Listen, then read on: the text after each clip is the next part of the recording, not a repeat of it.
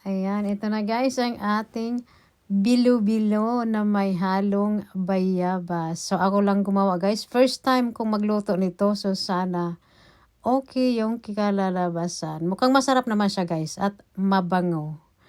Ayan.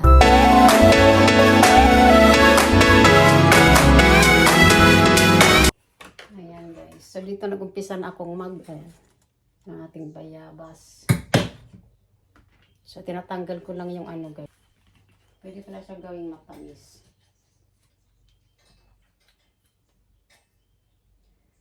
So yung samahan ko siya ng ano. Lagyan ko rin siya ng ginawa lang niya ay ano. Sayang yung mga ano na yung mga buto. Yung ginawa lang niya ay puro lang bayabas at saka nilagyan niya lang ng malagkit. So this time, haluan ko siya ng kamote. Tapos syempre malagkit. Yan ko guys, ano namin yan? Compost. Compost bin namin yan. So pinipick up yan tuwing ano, once a week. Tuwing Huwebes. So malalaman naman natin guys kung may aron siyang uod o wala kasi may butas-butas yung kanyang. So siguraduhin natin walang masaming ano, walang masamang buto. May butas-butas yung kanyang ano, bala.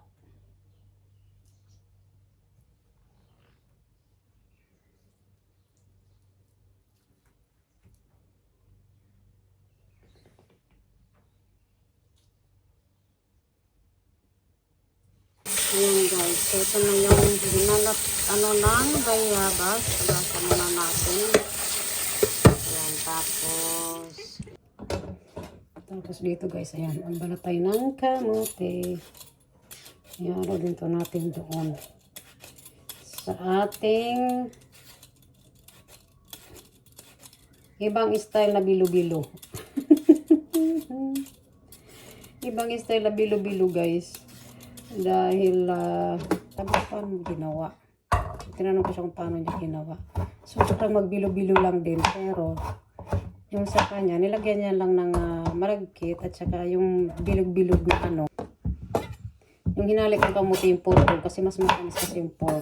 At saka kalimutan ko siyang ano, bago siya tumubo. Kasi yung ibang kamuti ko nagsitubuan pwede ko na siyang gawing bonsai. Pwede ko nang gawing bonsai yung isang kamote. Pero ibang klase yun. Hindi yung masarap ano. Masarap lang yung pang bake ganun. O pang kamote Q. Hindi siya masarap paglaga. Kasi ano siya. Tawag dito. Para siyang watery kainin. Tawag sa amin, sa waray, yaguta. Tawag sa waray. So hindi ko alam kung ano yung tawag sa Tagalog. Aray ko, may nahulog. So pagkatapos nito, magpunta pa kung ano guys.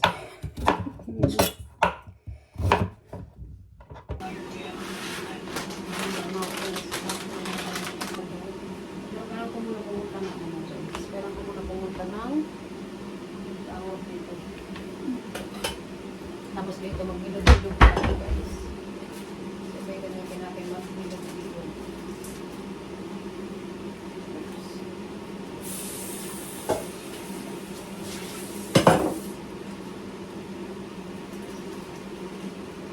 Gamitin natin magbilog-bilog guys.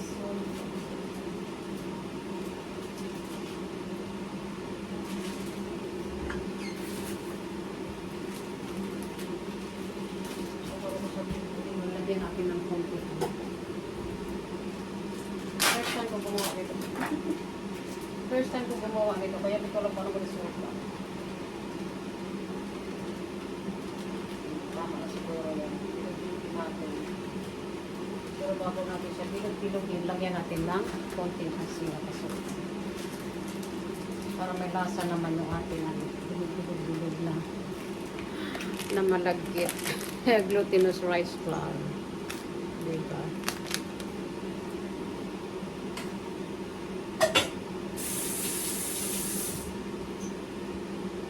Saka lang po rin yung ano, parang po rin yung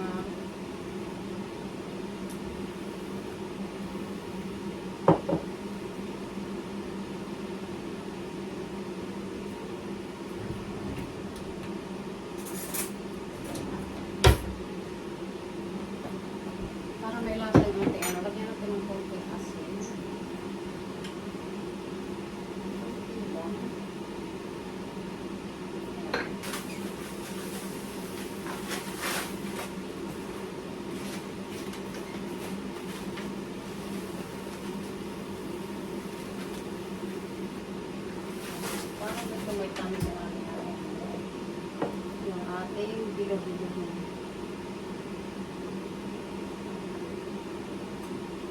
Naghugas na ako ng kamay guys. Kaya malinis yung kamay na. Natin na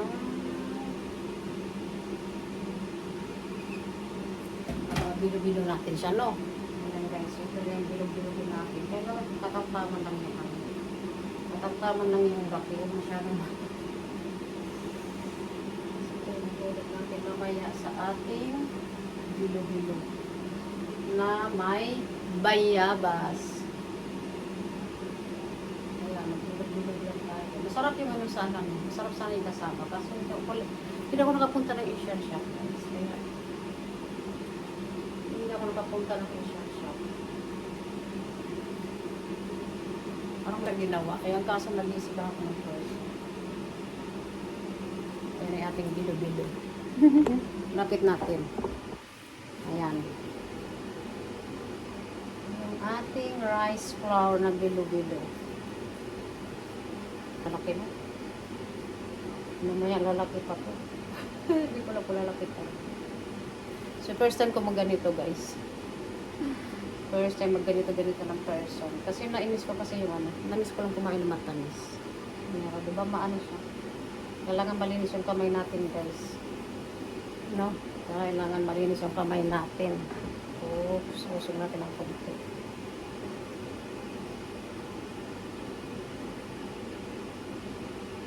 Hindi pantay yung ano. Hindi natin kailangan pantay-pantay yung pagkain lang naman to guys. Pagkain lang naman.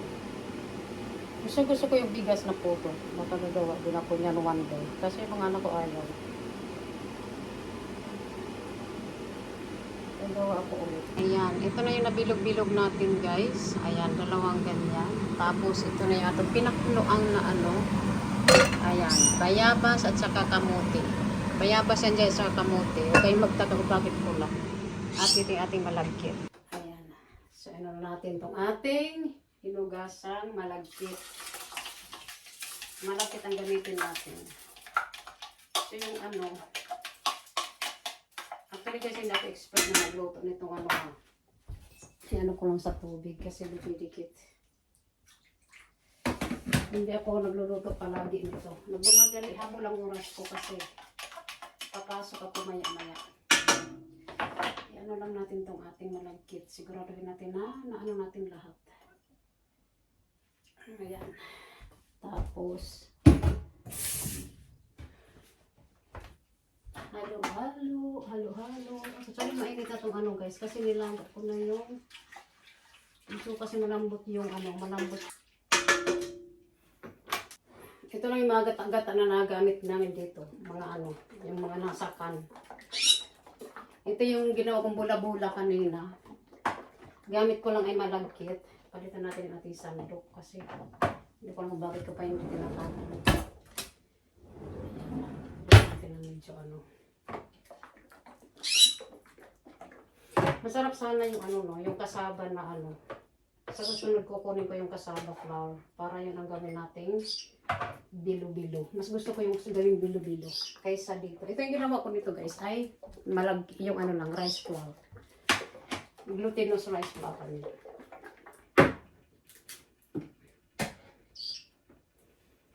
Ayan. So dalawang gata. Tingnan natin. Subukan ng mga natin din.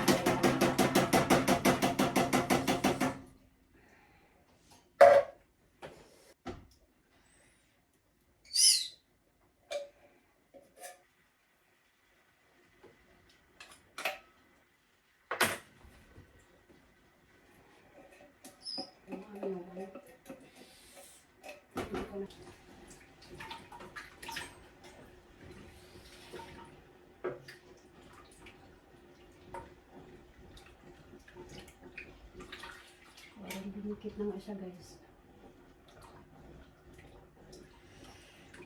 Hindi ko tinakal yung ano, hindi ko tinakal yung bigas na malagkit kung ilang takal. Basta ko na lang isang inano dito guys, hindi ko siya tinakal. Ayun parang okay na yung dalawang ano, parang okay na yung dalawang. Haluin lang natin. Kasi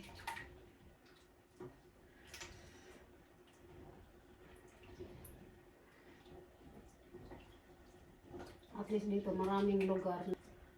Umano siya, umalsa. Tapos marami kasi ako organic ang kinuha ko. Gata na nasa waka. Para hindi siya masyado. Ayun. Ayan na guys. Ito na yung ating bayabas na bilo-bilo. So nailagay ko na lahat.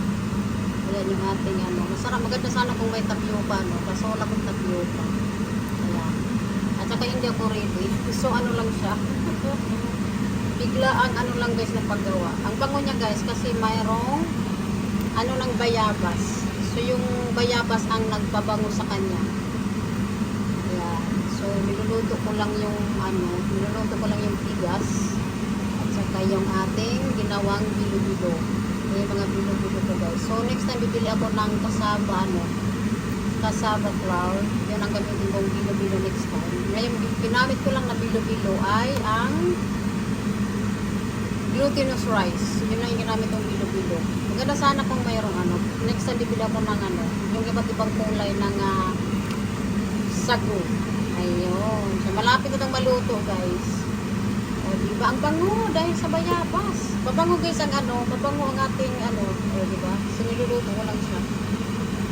At least yung bayabas na ano na talaga ng maayos. Kasi inuna kung ano yung bayabas. So inano ko muna. So make sure yung ano ng bayabas ay maluto talaga siya ng maayos. So na-mix na siya ng maayos. Ang bango guys kapag ang bango ng ganito kapag bayabas ang ating ihalo. Ayun lang guys.